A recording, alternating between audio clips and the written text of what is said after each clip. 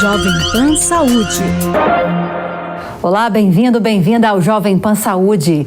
Eu sou Lívia Zanolini e te agradeço mais uma vez a companhia.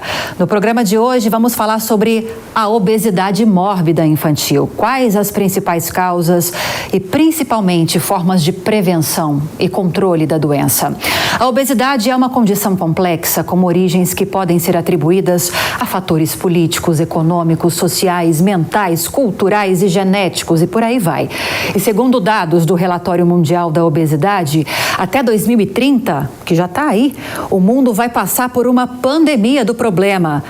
Digamos que já passa, viu, gente? E o Brasil terá mais de 7 milhões de crianças com obesidade.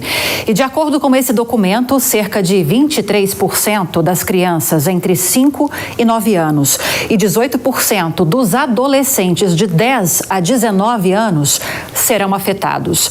A obesidade é uma doença crônica grave e precisa de tratamento. E para falar sobre isso, a gente recebe hoje, aqui no Jovem Pan Saúde, a endocrinologista doutora Elaine Dias, JK. É isso, doutora? Bem-vinda, obrigada. Muito obrigada pelo convite. Eu que agradeço a presença. Recebemos também o pediatra pela Sociedade Brasileira de Pediatria, doutor Paulo Teles. Doutor, bem-vindo também. Obrigada pela presença. Muito importante para a gente conversar. Importantíssimo e urgente faz tempo, né? Sem dúvidas. E também, para finalizar, a nossa bancada de especialistas, a presidente da ONG Obesidade Brasil, a psicóloga Andréia Levi. Doutora, bem-vinda também. Obrigada, bem-vinda. Muito obrigada pelo convite. Bom, como o doutor Paulo já deu um spoiler, que não é spoiler para ninguém, esse assunto é importantíssimo, é urgente há muito tempo. Eu começo então com a doutora Elaine. Doutora, eu trouxe alguns dados, algumas projeções de incidência da obesidade nos próximos anos. E a gente vê que crianças e adolescentes estão com uma tendência de crescimento de casos cada vez maior dos últimos anos para cá. O que a gente tem de perspectiva agora para o futuro? É uma pandemia que não tem uma perspectiva de acabar, de chegar ao fim? A perspectiva atual é de uma piora, de fato, né? Porque a obesidade, como foi relatado, ela é multifatorial e a obesidade em criança, ela é multifatorial também, como no adulto. E hoje em dia, cada vez mais tem estudos mostrando que está aumentando o consumo de ultraprocessados, que é o grande vilão da obesidade infantil, principalmente nos primeiros 2 anos de idade, que é quando a gente forma nosso paladar, entendeu? É um paladar que você leva para a vida adulta e é quando a gente forma a flora intestinal, que é extremamente importante para definir se você vai ter obesidade ou não, algum outro tipo de doença na vida adulta. Além desse grande vilão que está só aumentando, infelizmente, porque os alimentos ultraprocessados são os alimentos industrializados que cada vez mais estão mais baratos, mais palatáveis, mais gostosos, sabe? E mais acessíveis. E já os alimentos in natura ou minimamente processados são alimentos mais caros, que a fruta, legumes, verduras, arroz, feijão, dá mais trabalho. Exatamente. E o alimento industrializado é só abrir um pacote, né? É muito mais prático. Então, esse é um grande vilão. Também tem vários outros grandes vilões que estão aumentando. O tempo de tela, o lazer sedentário, né? As crianças, elas estão praticando lazer de forma sedentária, né? Jogando videogame, exatamente, vendo YouTube, né? Então, está aumentando o tempo de tela. As crianças cada vez mais estão enclausuradas em casa, porque não tem segurança para brincar na rua, né? Então, assim, esse é o outro grande vilão. E tem outros grandes vilões também, né? A influência da família, né? Isso é muito importante. Eu acho que o doutor pode complementar mais algumas coisas, né? A doutora falou dessa questão multifatorial. Perfeito. Existe algum fator que é predominante? Tem a e desses vilões, tem um que pesa mais? Tem a questão genética também é muito importante, né? Tem vários estudos mostrando que filhos de pais obesos têm muita tendência, tem 80% de possibilidade de ser obeso, tanto na criança como na vida adulta. Tem a questão da gestante obesa, que é muito importante, né? Já se falava em vários congressos anteriores que uma gestante obesa ou com diabetes gestacional, a tendência da criança a ser obesa é muito grande. E hoje em dia tem estudos mostrando até de alterações cognitivas quando quando a gestante é obesa, sabe? De transtorno de déficit de atenção, transtorno bipolar. Então, é um problema muito grave e tem que tomar várias medidas sobre isso. Várias medidas, doutor. O que você enfatizaria? Eu acho importante que a gente falou, você falou de ser multifatorial e a gente está falando da genética. Cada vez mais a gente percebe que o fator é muito importante com genética, mas quando eu estou num ambiente que a gente modificou, como ela falou, a alimentação muito mais fácil, uma alimentação hipercalórica, de fácil acesso, de custo mais baixo, você acaba favorecendo que essa genética prevaleça. E a gente está falando de genética, mas você falou da gestação, a gente tem que lembrar da epigenética, que é o quê? São genes que a gente tem que podem ou não ser expressados ao longo da vida, e aí isso tem influência do ambiente. Então, durante a gestação, a gente já pode começar a fazer essa modificação no feto, e aí você vai favorecer não só a obesidade, mas outras doenças também que podem estar correlacionadas.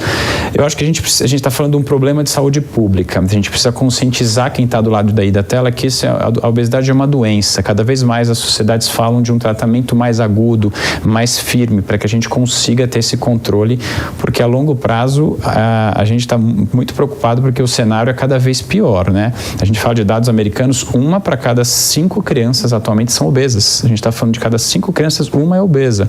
Então a gente tem que ter muito cuidado, porque o futuro depois é muito mais difícil. Então são hábitos muito ruins, como a gente falou. Então, muito menos tempo de exercício físico, muito fácil acesso à comida, e aí a criança não sai de casa, pega o salgadinho e come, a quantidade de bebidas açucaradas. E a gente tem que pensar em custo, né? Por que a população mais carente, a população mais pobre, tem uma taxa maior de obesidade nas crianças? Por quê? Porque é muito difícil a gente comprar o alimento que tem um custo mais alto, que é mais saudável. Então, é um fator, é um ponto de saúde pública. Acho que a gente precisa não só conscientizar os pais, mas também precisa de uma mudança de política pública mesmo. Agora, doutora Andréia, o doutor tocou num ponto que é justamente o que eu quero conduzir agora como a senhora, de conscientização do entorno dessa criança. Se a gente tem uma condição que facilite essas crianças, esses adolescentes a desenvolverem a obesidade, seja por qual fator for, a gente já enfatizou os principais aqui, como lidar com isso, com essa facilidade de alimentos hipercalóricos, com essas opções de lazer que fazem com que essas crianças e adolescentes sejam cada vez mais sedentárias? Como lidar com essa situação? A educação é um ponto muito importante, tanto da família quanto da própria criança, né? A gente poderia puxar várias abinhas aqui, porque a obesidade é uma doença multifatorial, mas eu vou enfatizar aqui bastante a questão da educação e da saúde mental, né? Hoje nós vivemos num mundo, e a gente pode falar de vários países do mundo, mas vamos falar aqui especialmente do Brasil. A gente vive uma crise de segurança, né? A gente não pode mais jogar nossas crianças na rua, vai brincar na rua, vai jogar bola, como nós fazíamos, muitos de nós fazíamos, inclusive aqui em São Paulo, que é praticamente impossível hoje, né? Então, a gente tem questões de segurança, tem questões de regulamentação desses alimentos que eles falaram, né? Então, por exemplo, uma mãe que não tem muita informação a respeito de educação nutricional, o filho dela não gosta de comer muito comida in natura porque o paladar dele foi deseducado com muita gordura e açúcar, de alimentos super palatáveis, alimentos super processados. Ele não come, ela fica desesperada, ela trabalha o dia inteiro, ela tem 3 empregos, ela demora 4 horas para chegar em casa, ela tem 3 filhos para alimentar. É claro que se ela olha no supermercado 25 vitaminas e ferro, ela vai comprar aquele produto. É claro que ela vai. Qualquer mãe compraria, pelo menos o meu filho está alimentado, né? Hoje a gente tem alguma muito incipiente regulamentação para não colocar slogans, como tinha na nossa época, vale por um bifinho ou coisas parecidas. Mas as embalagens são muito atraentes, inclusive para as crianças, com personagens, e para os próprios pais e educadores, com essas coisas escritas, né? Tem ferro, tem vitaminas, então você compra na melhor das intenções. Então a gente precisa fazer um mutirão de educação alimentar, né, de educação nutricional, para que tanto a criança entenda. Existem projetos interessantíssimos nas escolas sobre hortas comunitárias, sobre de onde vem a comida da cantina. A gente vê que quando a criança participa disso, ela é muito mais atuante e ela leva para casa essas informações, né? Então a gente tem que fazer de todos os lados educação nutricional. E, claro, a saúde mental também, tá bem difícil chegar em casa depois de 3, 4 horas e parar para preparar comida, ter uma vida mais difícil durante a pandemia, as pessoas confinadas. Então, tem tudo isso para dizer. Uma coisa que eu gostaria de enfatizar é que nem todo mundo sabe, obesidade é doença crônica, não tem cura, mas tem tratamento e tem controle. E quanto mais precocemente, né, doutora, a gente conseguir algum controle, se a gente conseguir, por exemplo, que a pessoa, a criança no caso, tenha uma obesidade, tenha a predisposição genética para a obesidade, mas ela não desenvolva a gravidade da obesidade, a gente consegue que ele seja um gordinho, mas que ele não desenvolva uma obesidade grau 3, por exemplo, né? Isso já é um ganho. Então, a gente tem que falar de prevenção e tem que falar também de cuidado da família. Exatamente. Agora, doutor Paulo, prevenção é um termo que abrange ações que não envolvem só a saúde, né? Atividade física, uma alimentação equilibrada, o próprio exemplo dos pais, como a doutora Andréia passou aqui. Quando eu digo pais, eu falo de cuidadores da escola, de quem está lá assistindo, né, a criança. Agora, quando a gente fala de prevenção nessa parte da saúde e tomando-se como base, por exemplo, uma criança que tem esse fator genético muito forte para a obesidade, como conduzir um paciente como esse? A gente tem que pensar lá atrás. A gente falou da gestação, acho que o cuidado começa antes da criança nascer. Então a gente tem que cuidar de um pré-natal adequado, ter um controle, informação adequada para essa gestante, controle de peso, controle da diabetes, então toda essa parte é muito importante. Então você já começa esse tratamento intraútero, então você já está cuidando a estimular a amamentação, que a gente sabe que a amamentação é um fator de proteção, um fator que pode ajudar nesse sentido para que a criança tenha uma incidência menor. Então a amamentação é um fator muito importante. Diminuir a quantidade proteica nesse primeiro ano também pode favorecer. Então a gente tem que começar na gestação e aí tem que educar a família, que eu acho muito importante a gente falar. Então quando você está cuidando da criança, eu estou cuidando da família inteira. No geral existe um fator genético, então muitas vezes o erro alimentar ele é da família inteira. E é impossível a gente cuidar de uma criança sem cuidar do ambiente todo em que ela está. Então, a gente pega, às vezes, uma criança na família que vai mudar a alimentação. É impossível eu mudar a alimentação de uma criança e a casa persistir comendo de forma inadequada ou de forma errada. Ou mesmo em relação aos hábitos de saúde. Então, a atividade física. É muito difícil eu pedir para uma criança descer para fazer uma caminhada. Às vezes não tem espaço. Mas eu posso tentar sugerir atividades simples. Então, desce num ponto de ônibus antes. E aí você vai caminhar um pouco a mais antes de chegar na escola ou antes de chegar. Então, a gente tem que pensar num contexto todo, que é intraútero, estímulo da amamentação, cuidado com o pediatra. E o pediatra, eu sou pediatra, acho que a gente é o início dessa cadeia. Você tem que estar muito atento, informando, acolhendo essa família e identificando os fatores de risco, muitas vezes nos pais. E aí você tem um cuidado a mais nessa criança para que ela não chegue num grau como a gente está falando depois, que é muito difícil. Um adolescente obeso tem um risco maior de virar um adulto obeso, e uma criança obesa tem um risco maior de virar adolescente. Então, quando você entra na adolescência, a gente já perdeu uma chance grande de fazer vamos dizer, esse início de tratamento. E quando um adolescente entra na fase adulta, o risco é cada vez maior, né? Então, a gente tem que tentar controlar isso desde cedo, porque a hora que chega na adolescência, o risco dele virar um adulto obeso é muito maior. Peço licença rapidinho a vocês, só para dar as boas-vindas para quem está chegando agora aqui ao Jovem Pan Saúde. Estamos falando sobre obesidade infantil em vários aspectos. E para nos ajudar a entender um pouco mais, a lidar com essa doença, com esse problema, recebemos aqui a doutora Elaine Dias, endocrinologista, o doutor Paulo Teles, pediatra pela Sociedade Brasileira de Pediatria, e Andréia Levi, psicóloga e presidente da ONG Obesidade Brasil. E para a criança é ainda mais difícil ter esse bom senso de saber o momento certo ou menos prejudicial de comer alimentos dessa forma. Daí a importância do exemplo da família, como o doutor enfatizou. Mas se fosse para orientar esses cuidadores, esses pais, esses responsáveis, a tentar introduzir uma alimentação saudável na vida dessas crianças com tanta oferta apontando para o contrário, quais seriam as orientações?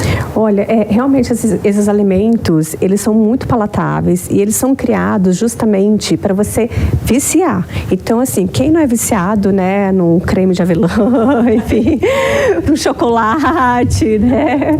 Se fosse só o creme de avelã de fato, seria ótimo, mas o problema é que geralmente tem uma gordura trans associada, e essa gordura trans, ela é viciante, porque ela é muito palatável, ela é muito gostosa, sabe? Então já inflama a criança, já muda, né? Já muda o paladar, já muda a flora intestinal, já tem inflamações neurológicas na região hipotalâmica, que é onde que tem o centro da fome, da saciedade. É uma coisa muito complexa. Então, por isso, assim, vamos falar em prevenção, o doutor falou muito bem, né? Vamos falar em prevenção desde pré-útero, né? Uma mãe se cuidar para ter aquela gestação mais saudável possível, né? E depois que tem a criança, na introdução alimentar, tentar amamentar. Eu sei que muitas mães não conseguem por N motivos, e ok.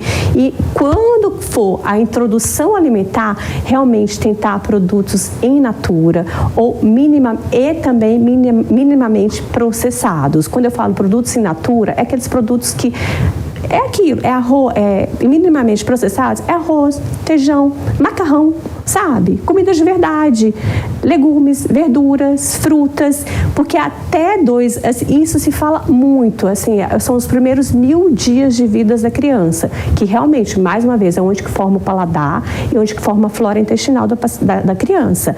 Então, assim, você introduzindo uma alimentação extremamente saudável nesse momento, e quando eu falo extremamente saudável, é comida de verdade, tá? Não é nada a mais, não é queijo branco, enfim, é comida de verdade. Você introduzindo isso, você já cria um paladar mais saudável, entendeu? E a criança, ela come o que tem em casa. Os pais são exemplo absolutamente para tudo, sabe? Os pais são exemplo para tempo de tela. A gente é modelo para tudo.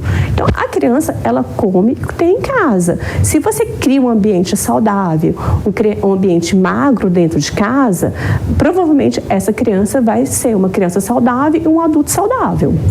A gente tem que falar sobre saúde mesmo, né? Eu acho que quando eu falo para criança, eu nunca falo sobre gordo, magro, eu acho que a gente tem que falar sobre saúde. Então a gente tem que falar sobre o alimento saudável e não saudável. A criança aprende vendo. Eu posso falar 10 vezes para ele não comer Nutella. Desculpa, a gente falou novamente. Já falamos. Mas se eu comer na frente da criança, eu estou mandando a mensagem que aquele alimento é interessante. O açúcar, ele é viciante. Alguns estudos mostram que o açúcar é mais viciante do que a cocaína. Quando eu pego um ser que está em formação, que tem um paladar que já é de base mais adocicado, e eu ofereço isso de forma ampla, eu estou começando errado. Então eu preciso que os pais tenham uma alimentação muito bacana. Então quando a gente falou sobre cuidado com a família, é porque é o que tem em casa. A criança não compra comida, gente. Acho que isso é importante de falar. É muito mais difícil, como você falou, da sua alimentação. Você vai no supermercado e você escolhe o que você quer comer. Eu tenho esse controle ainda com a criança. Acho que essa é uma vantagem que a gente pode ter em relação à obesidade infantil, porque os pais que controlam a despensa, o que é comprado. Então, assim, o acesso à comida é dentro de casa e nas escolas. Infelizmente, as nossas merendas não são as melhores possíveis. Isso a gente também tem que refletir. Então, a gente tem que pensar onde essa criança vai ter acesso à comida.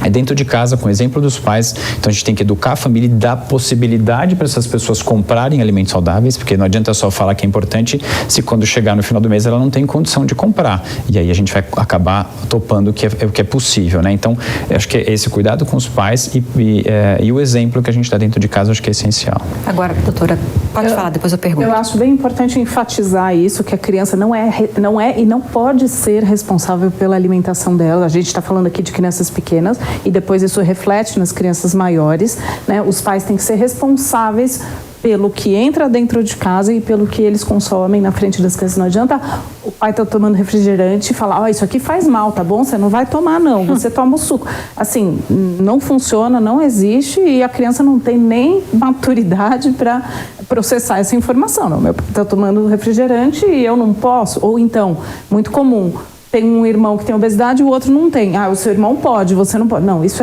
além de tudo, é cruel. Né? Então, a gente tem que repensar esse formato familiar, procurar profissionais especialistas.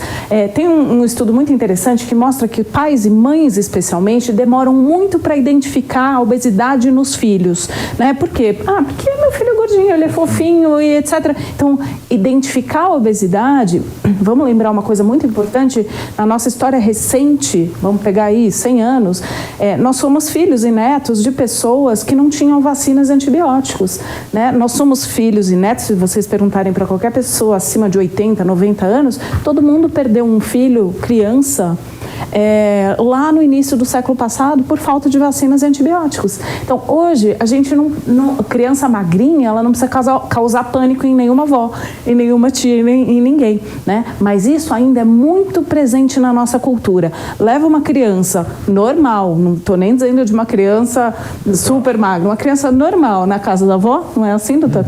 E fala, pelo amor, essa criança está muito magrinha, coitadinha, e começa a dar coisinha e dar coisinha escondido, né? Isso é muito comum e eu estou falando aqui para as famílias, principalmente para as pessoas com mais idade que viveram isso e, portanto, é um terror mesmo. Imaginar que num surto de diarreia, num surto de gripe, a criança muito magrinha morria mesmo. Isso século passado, início do século passado.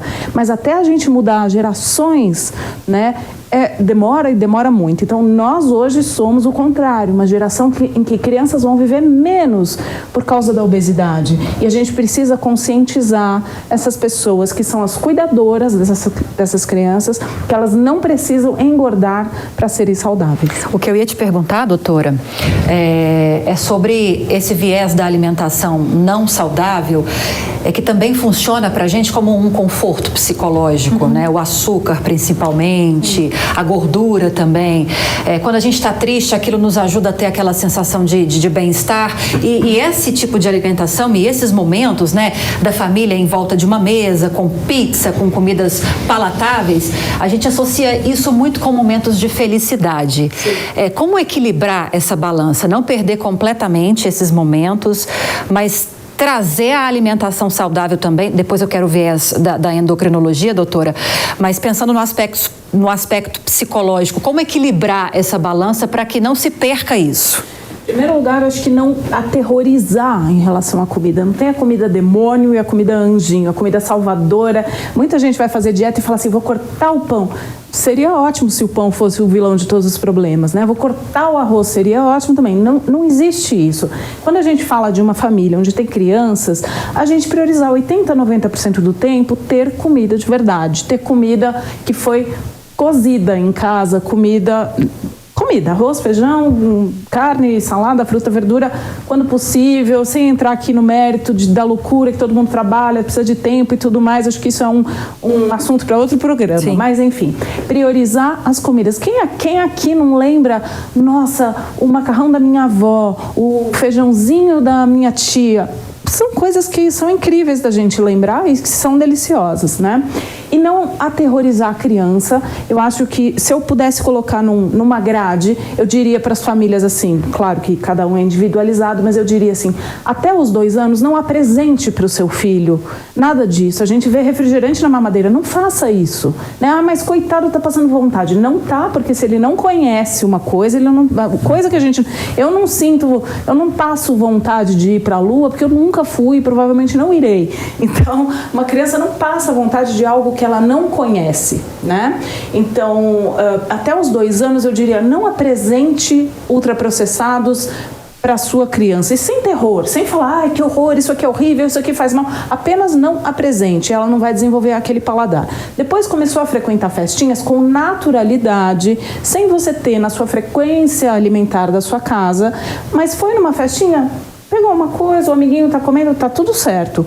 De novo, não traga para sua casa. E assim você consegue ter um desenvolvimento, uma introdução alimentar um pouco mais tranquila. Mas os adultos têm que fazer igual. Nesse processo, os adultos vão se educando também, né, doutora? Exatamente, porque como os doutores falaram, a gente é exemplo em tudo, a gente é modelo em tudo.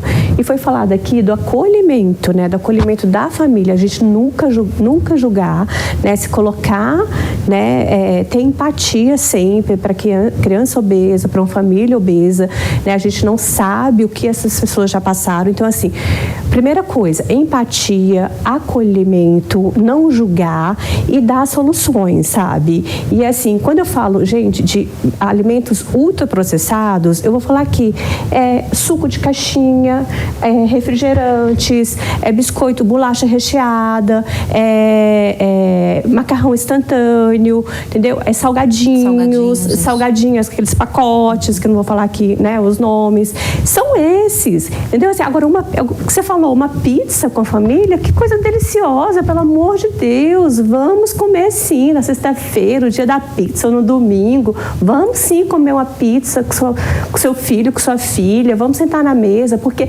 comida é um momento de prazer, comer é uma forma de prazer, entendeu? No nosso sistema neurológico, tem a área do prazer, da comida, comer por emoção, comer por fome hedônica, né? Relembra a infância, o que ela falou, o arrozinho da vovó, o pãozinho. Qual o problema de comer o pão? Não tem problema algum, entendeu? O pão não é ultraprocessado. Então, assim, não vamos... E outra coisa muito importante que a doutora falou é também colocar rótulos, sabe? Isso aqui é péssimo, isso não presta.